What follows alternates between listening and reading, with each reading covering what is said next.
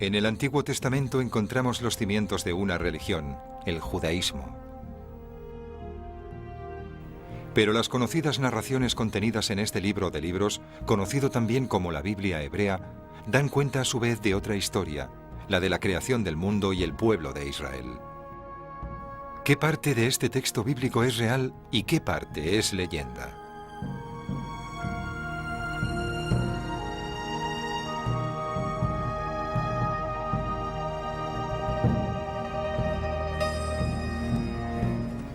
Israel Finkelstein y Neil Silberman llevan décadas investigando el pueblo que escribió el Antiguo Testamento. Nos unimos a ellos en Megiddo.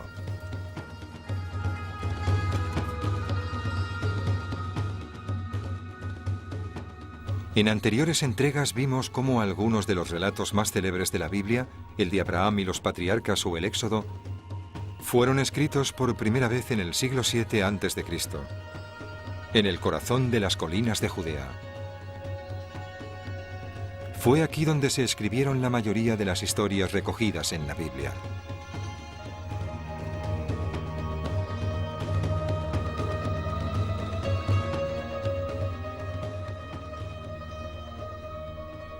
Estas narraciones devuelven a la vida a un complejo mundo antiguo, su ruido y su pasión, los conflictos y las alianzas, sus héroes y sus conquistas. Una historia cercana a la de todos los pueblos, pero que en este caso originó un libro único.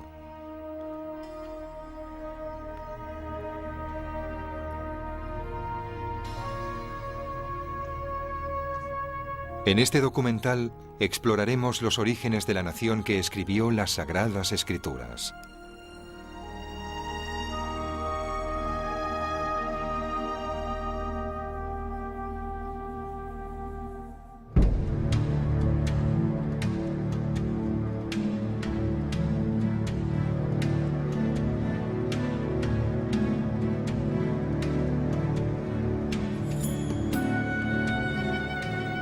Desenterrar la Biblia.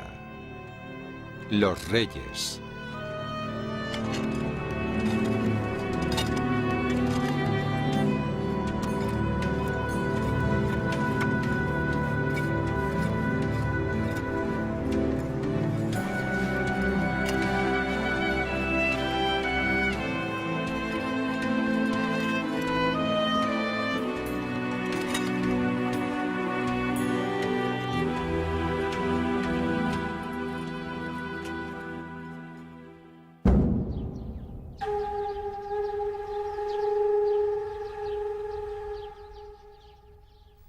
Según las Escrituras, Moisés condujo a los israelitas fuera de Egipto, a la tierra de Canaán, la tierra prometida.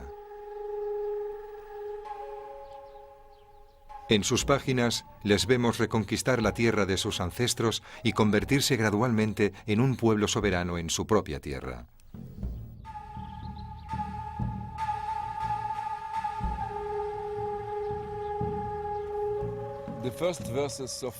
Los primeros versos del libro de Josué dicen: tras la muerte de Moisés, el sirviente del Señor, el Señor le dijo a Josué, hijo de Nun, ministro de Moisés: mi sirviente Moisés ha muerto. Por lo tanto, ahora alzaos e id hacia Jordania, tú y toda esta gente, a la tierra que les doy a ellos, al pueblo de Israel. Cada lugar que pisen las suelas de vuestros zapatos os lo entrego, como se lo prometí a Moisés. Este es el inicio de una gran saga y la gran epopeya de la conquista de Canaán en el libro de Josué. Y la Biblia cuenta la historia paso a paso. De aquí a Jericó, de Jericó a Ahí, de ahí a la guerra con los reyes del sur y luego a Azor y los reyes del norte. Y es una historia maravillosa. Una fabulosa odisea llena de guerras, de conquistas y valentía. Y la pregunta ¿es esta historia real? ¿Ocurrió realmente tal y como se describe en el texto de la Biblia, en el libro de Josué?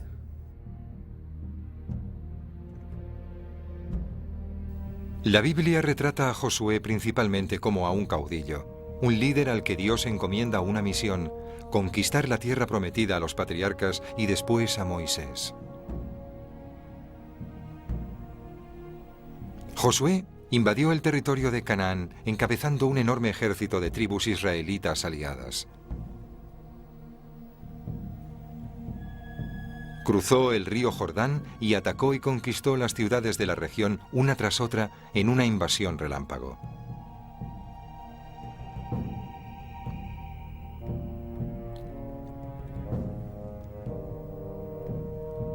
Estas ciudades conquistadas fueron el primer esbozo de lo que llegaría a ser una nación. Las escrituras presentan esta conquista como una especie de guerra rápida. En total duró 2 semanas y se exterminó a la práctica totalidad de la población. No hubo piedad alguna para el pueblo de Canaán. Pero no se nos explica por qué. No se nos dice que fue porque adoraban falsos dioses o porque eran particularmente malvados. Al contrario, no se da ninguna razón. Lo importante es constatar que todos estaban entregados a la destrucción, tal como dice el texto bíblico. La voz utilizada es Herem, que significa que todo debe destruirse para ser devuelto a Yahvé. Dios les otorga la victoria, así que todo pertenece a Dios.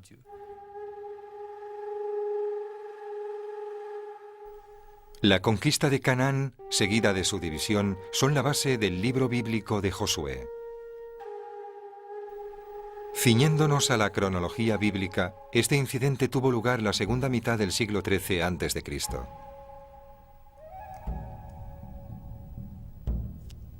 Los arqueólogos han localizado y excavado la mayoría de las ciudades que aparecen mencionadas en el texto. Así pues, es necesario estudiar estas excavaciones con detenimiento. El yacimiento más importante para esta parte de nuestra investigación es Jásor, en Galilea. La Biblia la describe como una ciudad de alto rango, la principal de todos esos reinos.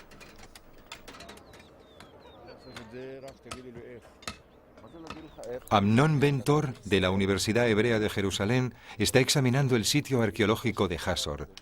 Continúa una tarea que inició en los años 50 el prestigioso arqueólogo y militar israelí Yigael Yadin.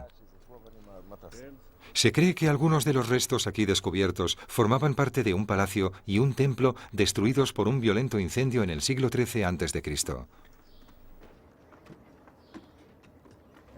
Estas son las huellas del desastre. Estamos en la entrada del Palacio de Azor de la Edad de Bronce tardía, en la Azor canaanita. Estas son las huellas de la catástrofe, que se pueden ver por todas partes. Miren los ladrillos de barro fundidos. Se necesitan 1300 grados centígrados para fundir un ladrillo de barro. Miren las marcas del intenso calor visibles en todos los ladrillos. Fíjense en el color blanco, que también es un efecto del fuego. Y miren la madera. Todo esto nos muestra la violencia que debió ser la destrucción del Palacio de Azor. Observen estas piedras de basalto rojas. Miren esto. Un calor normal no provoca esto, solo un fuego muy intenso. Vean lo que ocurre en las paredes. Miren la ceniza. Miren la madera. Aquí hay señales de madera en las paredes. Miren donde miren, vayan donde vayan, encontrarán los mismos signos de destrucción.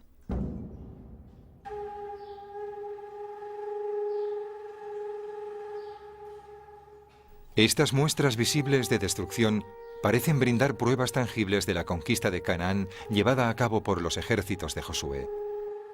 Pruebas que fortalecieron la hipótesis de que el nacimiento de una nación debía ir precedido de una conquista militar, algo que concordaba perfectamente con el ambiente político de Israel durante los años 50, poco después de la independencia del país.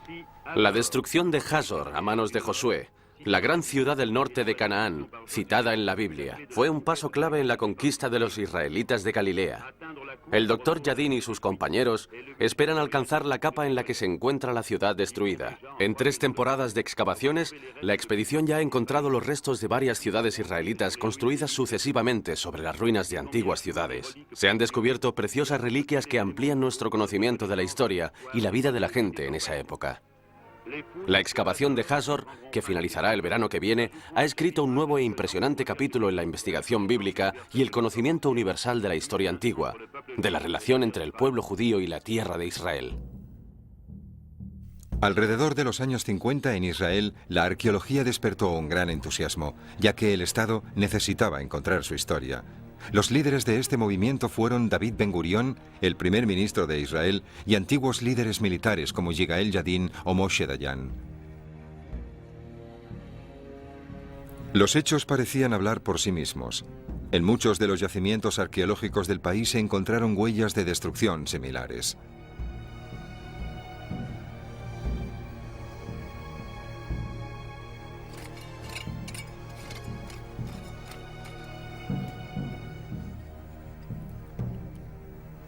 Sin embargo, la acumulación de datos contradictorios durante los últimos 50 años sembró las primeras semillas de duda.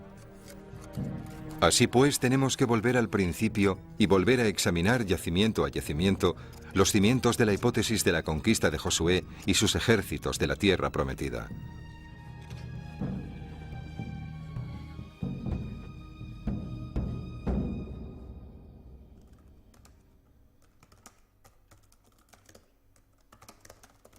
Es necesario tomar el texto y la historia de la conquista tal y como la Biblia los relata, especialmente su batalla más famosa, la de Jericó.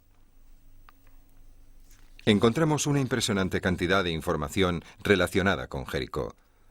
Es uno de los yacimientos más excavados del Levante. Varias expediciones se han relevado desde principios del siglo XX. ¿Cómo explica la Biblia el sitio y caída de Jericó? Todo el mundo conoce el método utilizado para derribar los muros de la ciudad, las famosas trompetas de Jericó.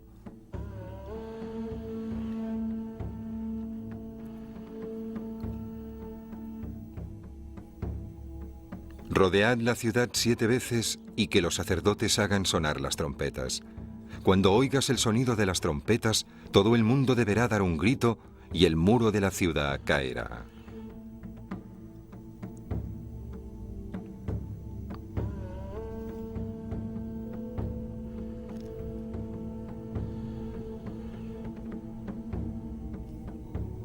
Siguiendo lo que cuenta la Biblia, los primeros investigadores creyeron que algunos de los restos aquí descubiertos pertenecían a la ciudad destruida durante el ataque de los ejércitos israelitas.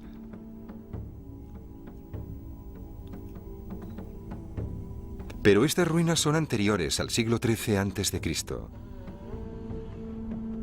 La arqueóloga Kathleen Kenyon fue la primera en concluir que no había muros que pudieran venirse abajo en Jericó en la época que la Biblia sugiere.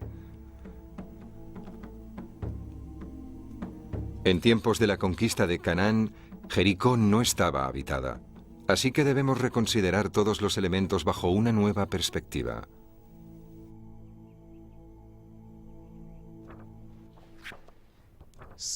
No es historia en el sentido estricto de la palabra. Y en el caso de Jericó, también puede aplicarse a otros lugares mencionados en la tradición de la conquista que recoge el libro de Josué.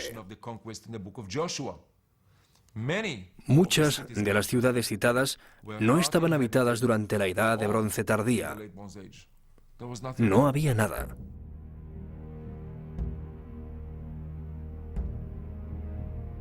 Hay otra contradicción. La investigación de los arqueólogos de los diferentes yacimientos excavados demuestra que este período de destrucción se extendió durante casi un siglo. En cambio, la Biblia habla de una operación muy corta.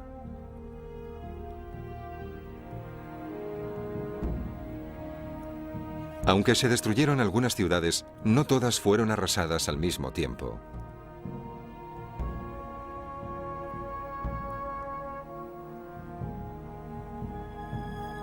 ¿Por dónde seguir ahora? Es necesario ampliar nuestro punto de vista y tener en cuenta la situación geopolítica del Levante durante el siglo XIII. Y centrarnos en uno de los protagonistas políticos de la época, Egipto.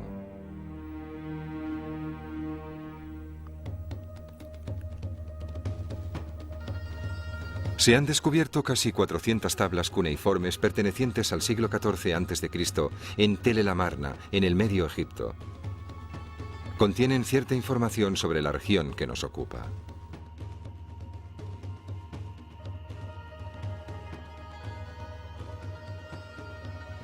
Estas tablillas son correspondencia diplomática enviada por los reyes de las pequeñas ciudades-estado de Canaán a los faraones.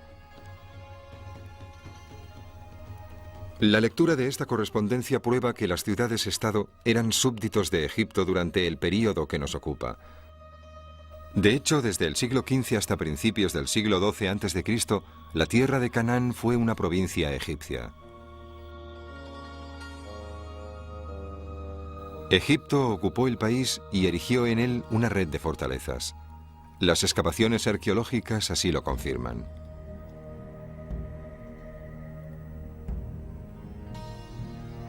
En los años 20, una de esas fortalezas se excavó en Bet Shean, al sur del mar de Galilea.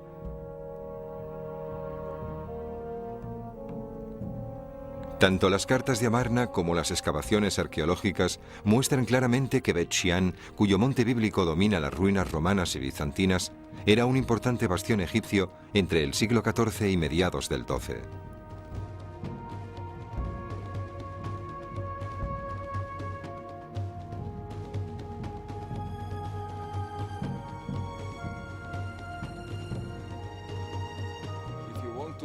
Para entender cómo los egipcios dominaban totalmente el país y el campo, se tiene que venir aquí, a una residencia como esta.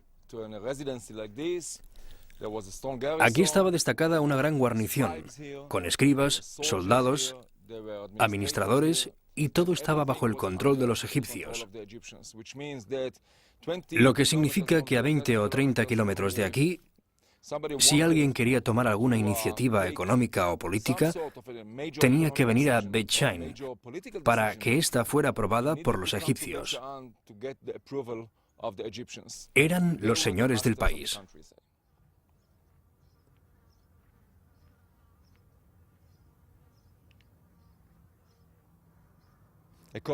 De acuerdo con la arqueología bíblica tradicional, la conquista tuvo lugar a finales del siglo XIII, coincidiendo con el reinado de Ramsés II.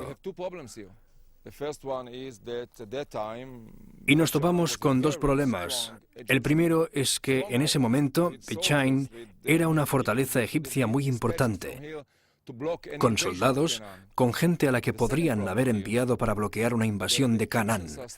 Y el segundo problema es que los egipcios aún siguen aquí, un siglo después de la fecha tradicional de la conquista. ¿Cómo se puede explicar?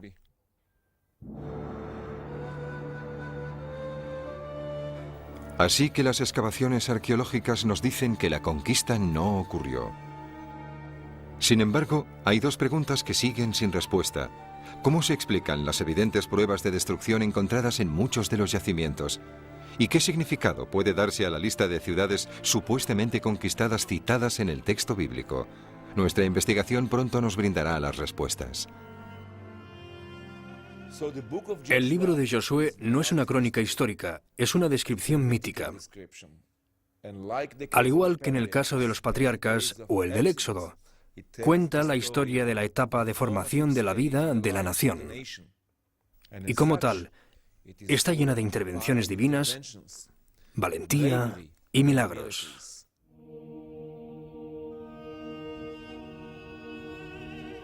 El texto bíblico cuenta cómo, a petición de Josué, Dios ayudaría a los israelitas a ganar milagrosamente sus batallas. Alargó el día durante la toma de Gibeón, ordenándole al sol quedarse quieto sobre Gibeón y a la luna detenerse sobre el valle de Ajalón.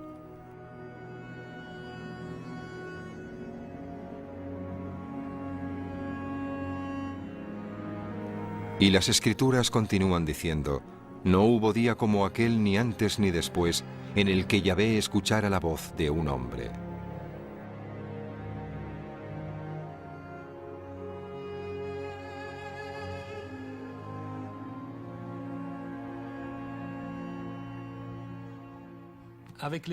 La epopeya de Josué cuenta el inicio de una gran historia que desemboca en la instauración de una monarquía. El libro de Josué es de hecho el primer episodio en la Biblia que acabaría mostrando por qué Israel escogió a un rey del mismo modo que lo habían hecho otros pueblos. Por eso no pasó de la noche a la mañana. Josué ya es descrito en la Biblia como si perteneciera a una estirpe real, ya que se le trata como a un rey. Pero tras el relato de Josué, nos encontramos con el llamado Libro de los Jueces.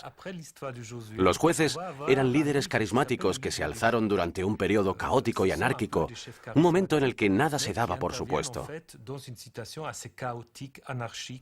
No había un poder central, y cada hombre hacía lo que a sus ojos estaba bien, según la fórmula usada en el libro. Así que el Libro de los Jueces esgrime que no es posible organizar una nación en ausencia de un rey o un poder central. El libro de los jueces acaba con ese descubrimiento. Le sigue la historia de Samuel, que es el preámbulo histórico de la génesis de los reyes. Samuel sería quien elegiría primero a Saúl y después a David como rey de Israel.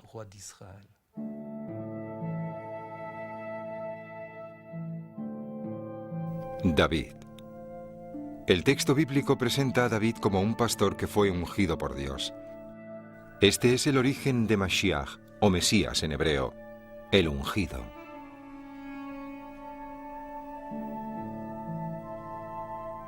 ¿Existió realmente David? Mucha gente lo duda. Una inscripción descubierta en Tel Dan nos ofrece la respuesta. En ella se hace referencia a un rey de Damasco cuyos enemigos derrotados incluían a Ahasia, rey de la casa de David.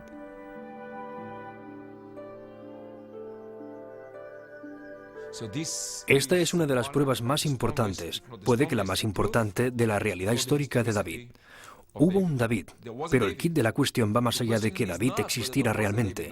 La principal incógnita es saber si el reino de David fue efectivamente un gran imperio.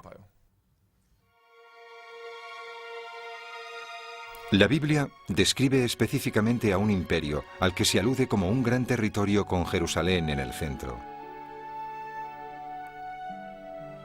Con toda la pompa y ceremonia, el rey David llevó el Arca de la Alianza a Jerusalén, convirtiéndola así en la capital del reino.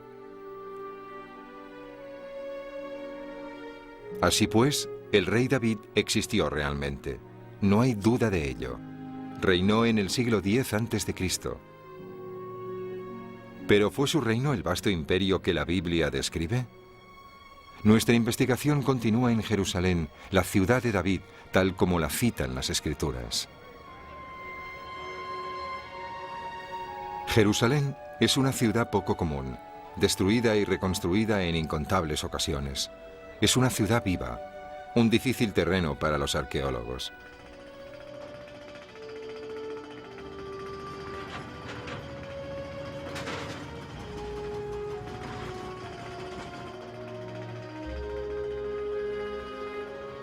¿Es posible encontrar aún rastros de la capital de David?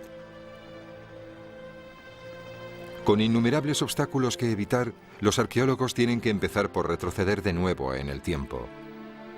Empiezan con los restos más recientes, los que han sido fechados de manera fiable, para remontarse después a los más antiguos, cuya cronología aún es incierta. Esta vez, nuestra investigación nos conducirá a necrópolis de finales del periodo monárquico que se construyeron fuera de la ciudad.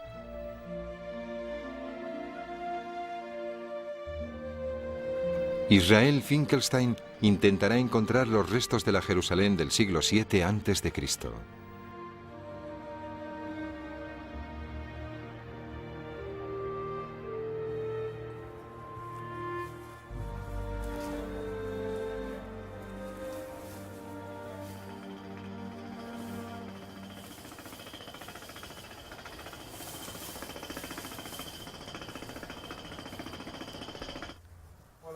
No vengo aquí desde hace 20 años.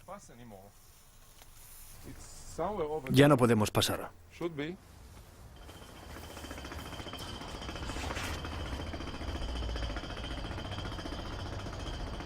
En algún lugar por ahí debería ser. Está bien.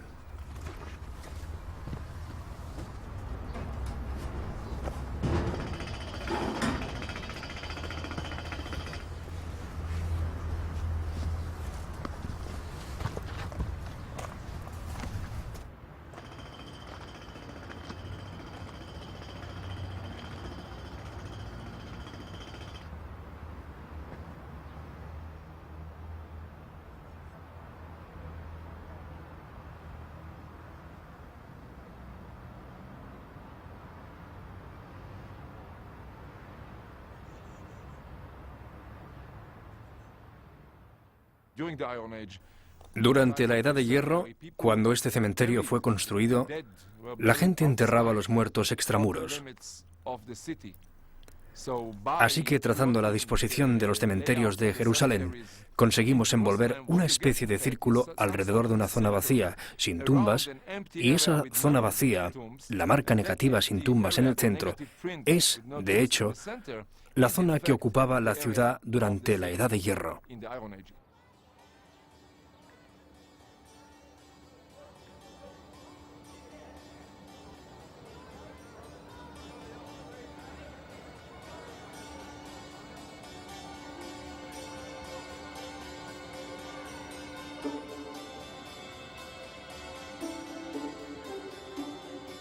Localizar estas necrópolis permite dibujar un mapa del contorno de la Jerusalén de finales del siglo VIII y del siglo VII, coincidiendo con el reinado de los reyes Ezequías y Josías. Pero esta gran ciudad muestra la Jerusalén más reciente, de la época en la que Judea era ya un próspero estado, y la ciudad de David, que debe ser 2 siglos más antigua. La ciudad que buscamos tiene que estar en algún lugar dentro de estos contornos. Nuestra investigación se centrará en la cadena Ir David, al sur del Monte del Templo. Es aquí donde los arqueólogos han buscado la capital del rey David desde el siglo XIX. Nos encontramos en la ladera superior, la parte de arriba de la ladera, en el valle de Kidrón. En la parte inferior vemos 2 o 2 casas y media de la Edad de Hierro tardía. Y sobre ellas descubrimos algo realmente extraño. Es lo que llamamos una estructura escalonada. No son escalones para subir a una colina, son solo un revestimiento. La cubierta de la ladera, que está muy suelta, hecha de escombros que podrían caer durante un pequeño terremoto y destruir la ladera. Y con ellos llevarse cualquier cosa que tuvieran encima. Esto indica que en la Edad de Bronce tardía y en la Edad de Hierro temprana, aquí hubo actividad humana, que fue habitado, pero a muy pequeña escala. Tal y como yo lo veo, aquí existió un pequeño pueblo en el siglo X. Pero era pequeño y estaba aquí, en las montañas de la ciudad de David, no en toda la cadena. Estaba exiguamente poblado, no estaba fortificado y carecía de monumentos. Estoy de acuerdo. Estoy de acuerdo en que era un lugar muy pequeño. Jerusalén en la Edad de Hierro era muy pequeño. Y esto no encaja. La arqueología y los textos describen 2 naturalezas. No hablo de su existencia, sino de su naturaleza.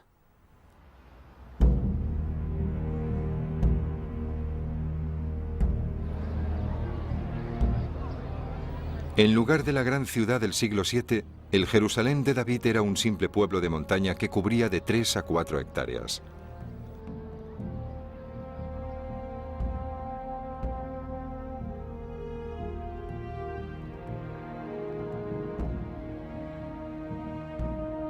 Concluimos, pues, que David no construyó una capital distinguida. En la Biblia se le describe sobre todo como un conquistador.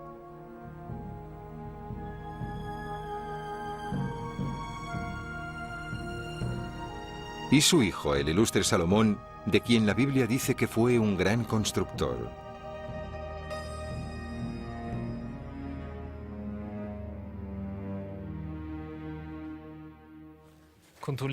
La historia bíblica de Salomón parece sacada de las 1001 noches. Salomón es el rey sabio por excelencia, el del famoso juicio de Salomón. Pero también era alguien tan afamado que incluso la reina de Saba vino a visitarle para conocer al hombre de cuya sabiduría se hablaba incluso en la lejana África. Se dice que el imperio de Salomón era tan enorme que ningún otro imperio podía competir con él. Y Salomón también fue el constructor del templo que permitió al Dios de Israel encontrar un lugar de descanso en la tierra prometida.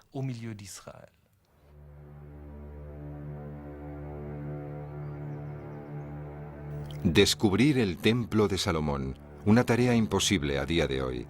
La sensibilidad religiosa, en especial con respecto al monte del templo, imposibilita investigar ciertas zonas. Así que tenemos que buscar pistas en las entrañas de la ciudad de David.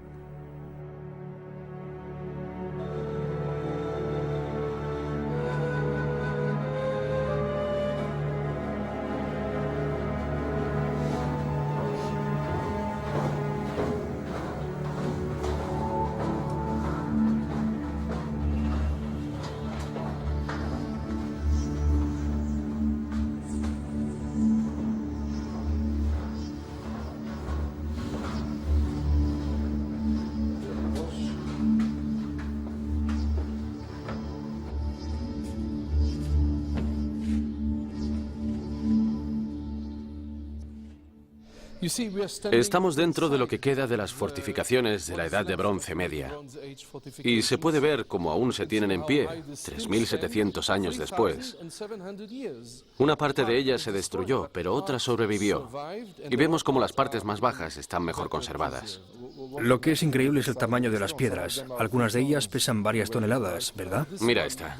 Estas dos piedras, por ejemplo, deben pesar unas 2 o 3 toneladas cada una. Y esto es lo que convierte a Jerusalén en un yacimiento vivo, uno de los más interesantes, mientras en otras partes los monumentos podrían haber sido reutilizados en construcciones posteriores o haber sido robados y todo eso. Aquí es imposible. Una vez se levanta un monumento, así se conserva. Cualquier edificio grande, de cualquier periodo de tiempo, abandonado, ya sea destruido por causas naturales o de cualquier otro modo, deja partes que permanecen en pie y partes que son destruidas. Pero siempre se puede encontrar algo.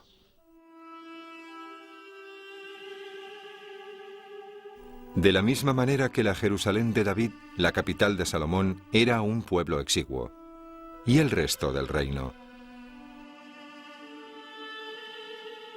En los años 60, el arqueólogo y militar israelí Yigael Yadin inició unas excavaciones en Meguido, uno de nuestros referentes arqueológicos.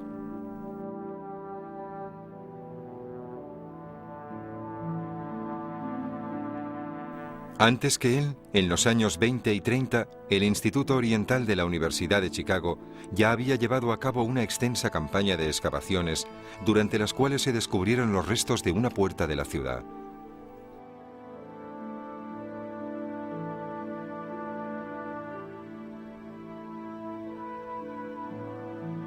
Esta puerta, de la que solo ha sobrevivido un lado, tiene un diseño poco común. Es un camino enmarcado por 3 cámaras a cada lado, y por eso se la conoce como la puerta de 6 cámaras.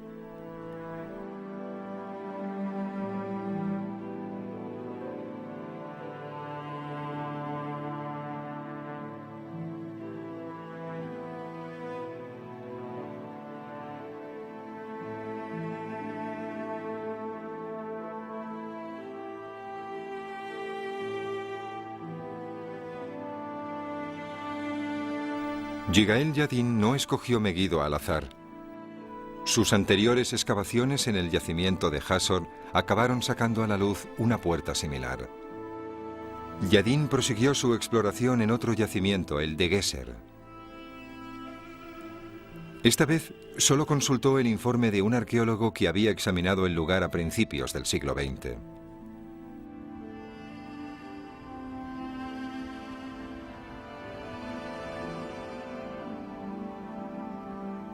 Yadin descubrió una puerta similar en el diseño de un pequeño fuerte que se construiría más tarde. Una puerta similar en diseño y en tamaño a las de Meguido y Hasor.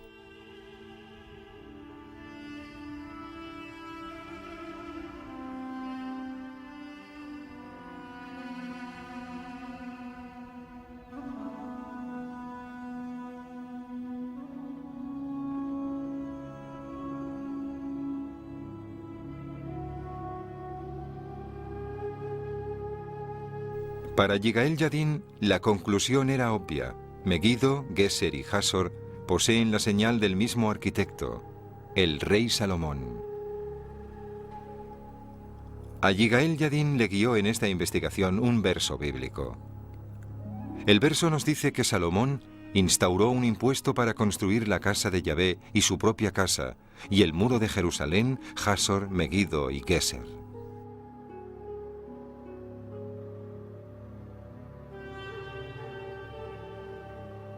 Así que Salomón era un rey constructor a la cabeza de un imperio. La Biblia, cuando hace referencia a los reyes David y Salomón, es la crónica histórica.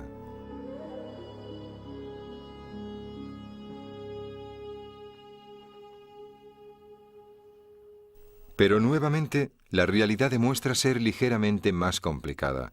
Recientes investigaciones estratigráficas han revelado que la puerta de Meguido se construyó después de la de Hasor. También se ha demostrado que este tipo de puerta ya existía en el siglo VIII. A Israel Finkelstein le preocupan estas contradicciones.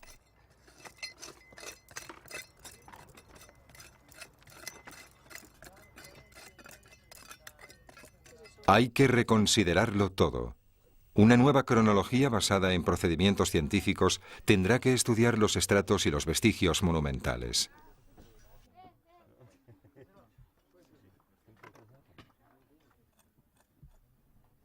Las técnicas arqueológicas han evolucionado desde las excavaciones dirigidas por Yigael Yadin.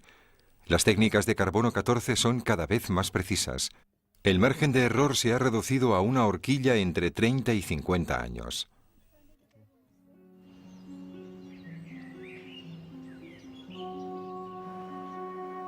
Así pues, se toman muestras orgánicas de las capas que señalan períodos de destrucción de muchos yacimientos, incluido Meguido. Incluyen semillas y huesos de olivas que proporcionan una aproximación temporal mucho más fiable debido a sus limitados ciclos vitales. Las ciencias exactas, la física, la química y la estadística entran en juego.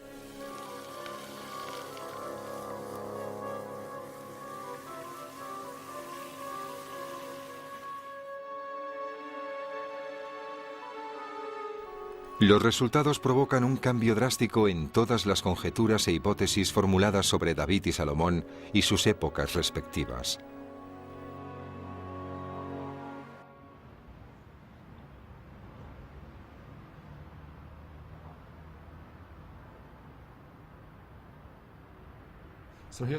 La situación es esta.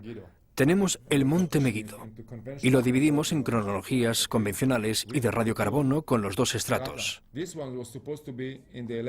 Este se suponía que pertenecía al siglo XI a.C. y ahora, según los resultados del radiocarbono, vemos claramente que es imposible esta cronología, que realmente pertenece al siglo X. Esto significa que el estrato que se había fechado en el siglo X no puede corresponder al siglo X, sino al siglo IX a.C. Es decir, un siglo antes de Salomón. Todo un conjunto de certezas fundamentadas solo en suposiciones se ha venido abajo. Las piezas del puzzle ya no encajan. Tras reconsiderar el imperio de David, ahora le llega el turno a Salomón. ¿Cuál era la situación en el siglo X? Es confuso. Jerusalén es un pueblo pequeño. No encontramos nada monumental. No hay pruebas reales de que fuera una gran capital. A pesar de las pruebas bíblicas. Por supuesto, no hay pruebas de una gran capital salomónica que liderara un gran estado, un estado rico. Y aquí, en Meguido, los edificios monumentales se han descrito como símbolo de la grandeza salomónica. De hecho, son ligeramente posteriores. No pertenecen a la época de Salomón, no son del siglo X. Así que hemos topado con pruebas que lo niegan totalmente. Todo lo que hemos encontrado niega lo que se suponía. Aún así, estos restos son magníficos. Y la pregunta ahora es, ¿a qué reino pertenecen? Puede que sean de un periodo un poco posterior, pero de nuevo la cuestión es qué ocurría en el siglo X. Tenemos que resolver este problema y encontrar una explicación mejor.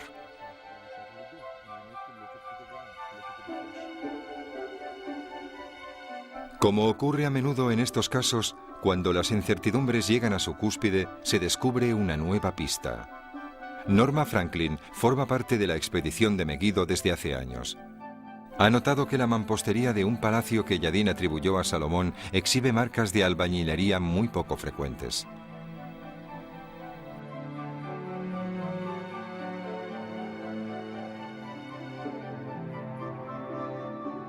Estudió documentos e informes de viejas excavaciones intentando encontrar marcas similares en algún otro sitio.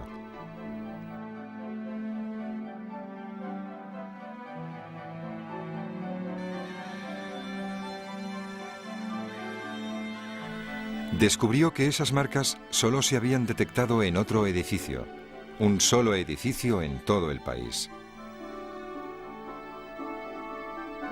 El edificio se encuentra en Samaria, una ciudad situada en una región montañosa. Como Meguido, este yacimiento constituye una de las maravillas arqueológicas del Reino de Israel.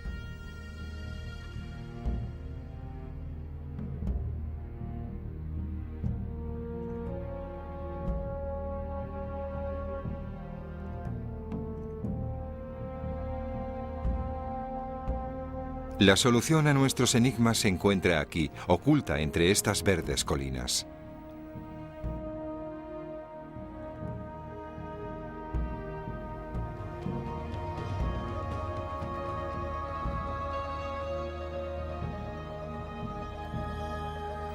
Samaria fue excavada en 2 ocasiones durante el siglo pasado. Se encontraron muchos restos pertenecientes a la ocupación romana cuando la ciudad se llamaba Sebastia.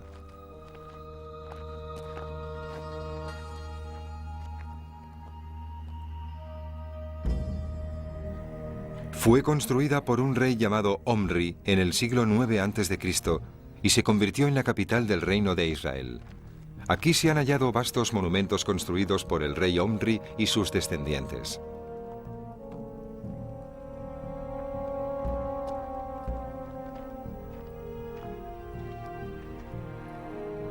La Biblia considera a la dinastía Omri como una estirpe de reyes libertinos y renegados, los infames reyes malditos.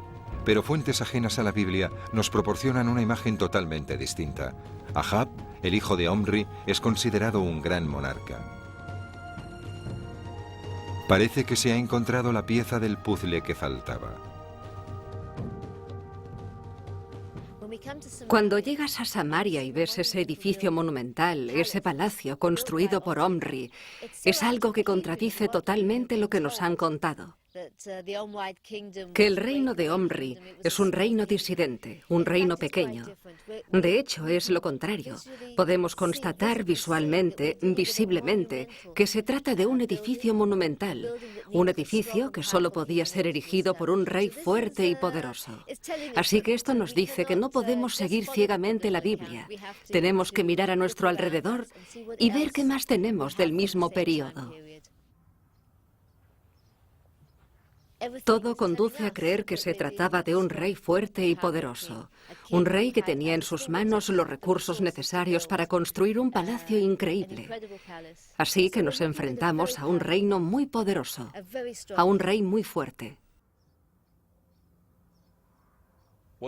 Lo que nos dicen lugares como Samaria y Megiddo, al estudiar los palacios de esos yacimientos, es evidente que el reino más rico y más fuerte, el mejor conectado internacionalmente, era el reino del norte, Israel, mientras que Judea, en el sur, era pequeño, pobre y marginal.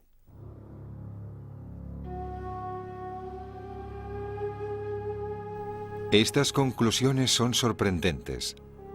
El reino hermano del norte, Israel, con sus fértiles suelos y su clima templado, era próspero y avanzado.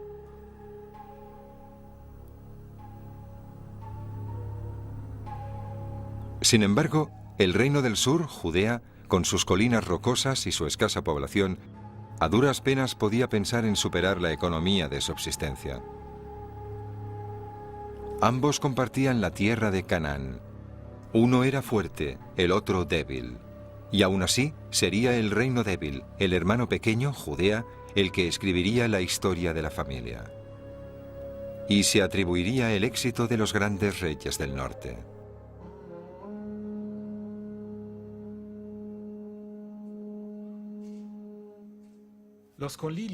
Si leemos la crónica de estos dos reinos, Israel y Judea, en la Biblia, pronto nos damos cuenta de que los reyes del norte tenían todas las de perder.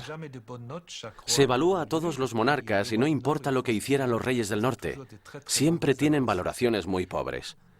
Simplemente porque la historia se escribe desde la perspectiva del sur. Es decir, que a los reyes siempre se les juzgaba teniendo en cuenta que Jerusalén es el único santuario legítimo. Así pues, los reyes del norte no tenían ninguna posibilidad de obtener una buena evaluación en el libro de los reyes.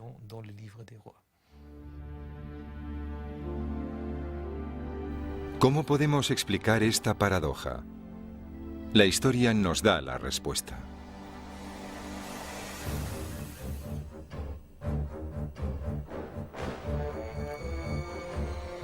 Durante el siglo VIII, las ansias políticas asirias destruyeron los sueños del reino del norte. El reino de Israel fue borrado del mapa, y Judea se quedó sola para defender el patrimonio israelita. Jerusalén se convirtió en la ciudad donde todo ocurriría.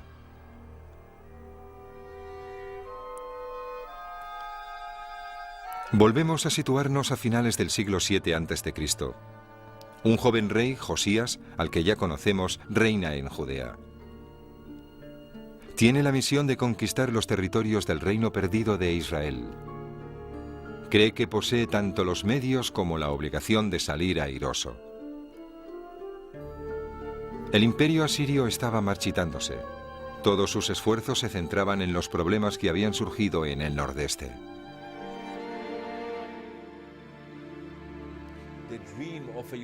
No era posible cumplir el sueño de un Israel unido mientras el imperio asirio permaneciese en el norte. Pero cuando los asirios se retiraron, ese ideal fue alcanzable. Y Josías, rey de Judea, se embarcó en esta gran idea, esta gran aventura, y planeó ocupar los territorios del ahora destruido Reino del Norte. Y haciendo eso, planeaba reunificar al pueblo de Israel, a todos sus hijos, bajo un solo rey, del linaje de David, en Jerusalén. Y aquí la historia del libro de Josué, la conquista de Josué y la historia del gran imperio de David y Salomón desempeña un papel importante. Porque la conquista de Josué perfilaba los territorios que Josías quería ocupar. Y el gran imperio de David y Salomón era un modelo a seguir para el futuro gran imperio israelita.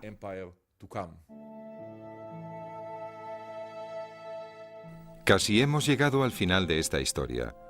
La saga bíblica de la conquista escrita en pasado contiene una promesa para el futuro, un ideal. La conquista de Josué es, de hecho, la conquista que Josías esperaba conseguir.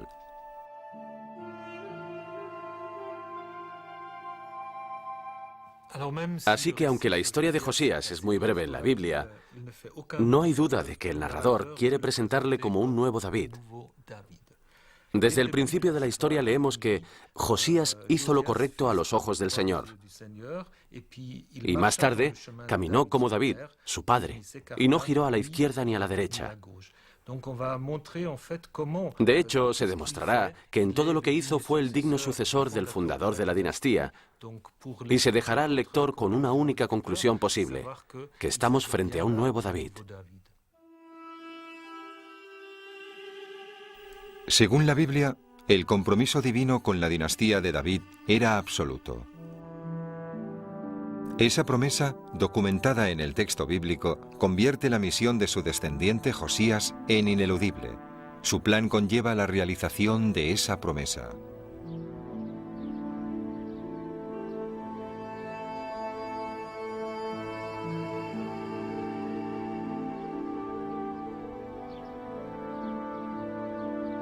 Pero nuevamente el destino decidió otra cosa. En Meguido se fraguaba una tragedia. Egipto, a la que habían olvidado, volvió a escena con sed de venganza. El faraón Necao II mandó llamar a Josías y le asesinó. La muerte de Josías cambió drásticamente el concepto del Mesías.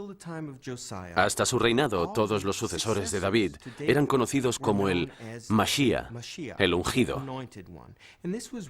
Y eso constituía realmente un símbolo de su legitimidad como sucesores al trono de Judea. Pero con la muerte de Josías, todo cambió. Todas las promesas encarnadas en Josías fueron negadas por los acontecimientos.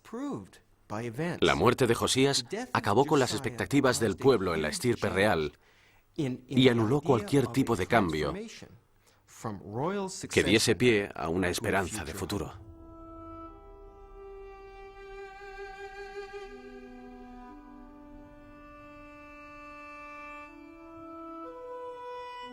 Para los pueblos de la antigüedad, que las épocas venideras pudieran ser mejores que su vida diaria, de que la historia tuviera un significado y un fin, era un concepto tan revolucionario como nuevo.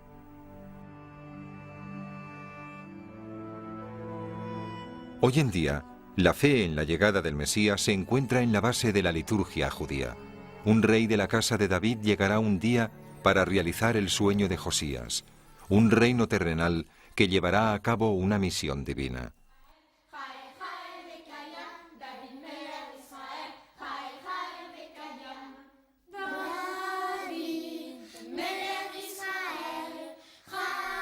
David, rey de Israel, vive para siempre. Este credo ha generado una forma de fe inquebrantable. Es el tercer pilar del judaísmo.